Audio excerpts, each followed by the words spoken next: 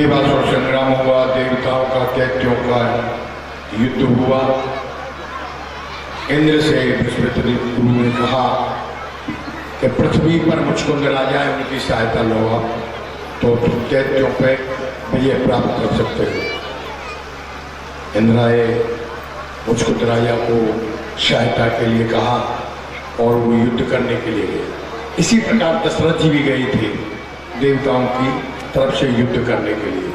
इसी प्रकार मुचकुंद राजा गए, दैत्यों की हार हुई, देवताओं की विजय हुई, घोर संग्राम हुआ।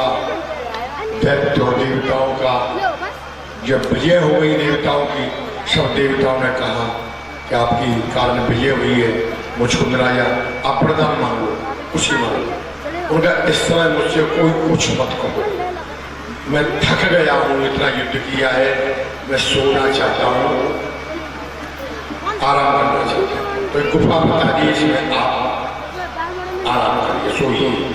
कहा मुझे कोई जगाए नहीं, कोई नहीं जगाएगा, और कोई जगाएगा तो जगाने वाला भस्म हो जाएगा। मुचकुंद राजा गुफा में सो गए। सतयुग बीत गया, त्रेता बीत गया, द्वापर में भगवान कृष्ण का जन्म हुआ और काल यवन जो कंस का पिता था, दोनों नामी है, पवन रेखा उग्रसेन जी की पत्नी, उससे छल किया उग्रसेन के रूप में। उसने श्राप दिया, जब पता पड़ा भाषण करने के लिए तैयार हुई तो उसने अपनी तपस्या का फल दिया कि मेरे अंश से जो बच्चा होगा वो बहुत बलशाली होगा, बहुत बलशाली, स्वयं भगवान के हाथों से उसकी मृत्यु होगी। तो कंस का जन्म हुआ। कंस का विवाह जरासंध की पुत्री अस्तिवा प्राप्त उसके साथ। जब कंस मर गया तो अस्थि प्राप्त नहीं जाते, अपने पिता जरासंध से कहा कृष्ण ग्वारिया ने हमारे पति को मार दिया। तो 17 बार मथुरा पर आक्रमण किया, 17 बार, और भगवान कृष्ण ने सब राक्षसों को मार दिया। जरासंध को छोड़ देते, वो फिर सेना सजाता, फिर आक्रमण करता। 18वीं बार काल यवन जो कंस का पिता था उससे सजा। काल यवन जरासंध ये समय मथुरा को घेर लिया। तो भगवान ने क्या किया, जितने यदुवंशी वहां थे, रात में विश्वकर्मा जी को आज्ञा दी कि समुद्र के मध्य में एक नगर का निर्माण करो। तो द्वारकापुरी का निर्माण हुआ और रात में योग माया के द्वारा सब यादवों को, यदुवंशियों को, सबको द्वारका पहुंचा दिया। और मथुरा में कृष्ण और बलराम दो रह गए।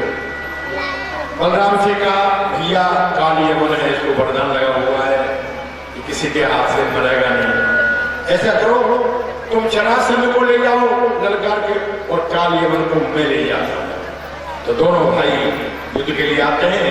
तो जरासंध तो भगवान बलराम जी के पीछे चला जाता है युद्ध करता हुआ, और काल यवन भगवान कृष्ण के पीछे लग जाता है। लगते छुपते छिपाते कहां ले जाते हैं उसको, जहां मुचकुंद राजा गुफा में सो रहे थे। वहां जाकर भगवान कृष्ण अपनी पीतांबरी पटका उसको बढ़ा देते और आप छुप जाते। काल यवन समझता है हाँ ये कृष्ण है, यही सो रहा है, जाकर लात मारता है, खड़ा हो। तो मुचकुंद राजा की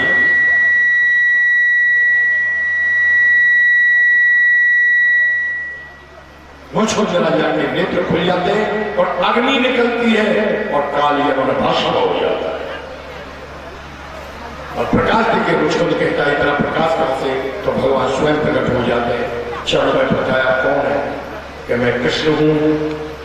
वैसे चतुर्भुज रूप दिखा के विष्णु हूं, चरणों पर जाते हैं, वरदान मांगो। तो वरदान मांगता मेरी मुक्ति हो जाए। अभी तो मुक्ति नहीं होगी आपकी, अभी आप जाइए कलयुग में आप नरसी के नाम से जन्म लोगे, नरसी मेरा गुणगान गाओगे, जो पाखंडवाद है उसको खत्म करोगे, कीर्तन करोगे। कहता है आप मुझे फंसा रहे हैं, गृहस्थी जीवन में रहकर मैं आपका भजन करूंगा और दलदल में फंस जाऊंगा? नहीं भैया, यही बताना है सबके लिए कि जो भजन, जो जप तप दान पुण्य जो मनुष्य ने गृहस्थी कर सकता है तो कोई नहीं कर सकता। गृहस्थी जीवन में रहकर भगवान को याद करना, उनका कीर्तन करना, उनका सत्संग करना, यही तो मुख्य ध्येय मेरा निकल तो पाखंडवाद दूर होगा और जीवों को शिक्षा मिलेगी कि गृहस्थी जीवन में रहकर हम भजन कर सकते हैं। तो वही मुझको राजा नरसी बने। उनके भाई बंसीधर, भाभी धुतगौरी बड़े थे, नरसी जी बालक थे, माता पिता रहे नहीं। भाई बड़े प्यार करते थे नरसी पर उनकी भाभी बहुत सुंदर थी, आधे का भागीदार है और कुछ करता नहीं, मारती पीटती, खाना नहीं देती। तो मने करते बंसीधर, फिर भी किस प्रकार वो सौगंध नदी के घर से निकाल देती है धुतगौरी, कैसे भगवान शंकर की प्राप्ति होती है, किस प्रकार गोलोक जाते हैं, वृंदावन जाते हैं और कैसे भगवान कृष्ण उनका भात भरते हैं। ये प्रसंग आप लीला के माध्यम से देखेंगे। बड़ा प्रसंग है, बहुत बड़ा प्रसंग है।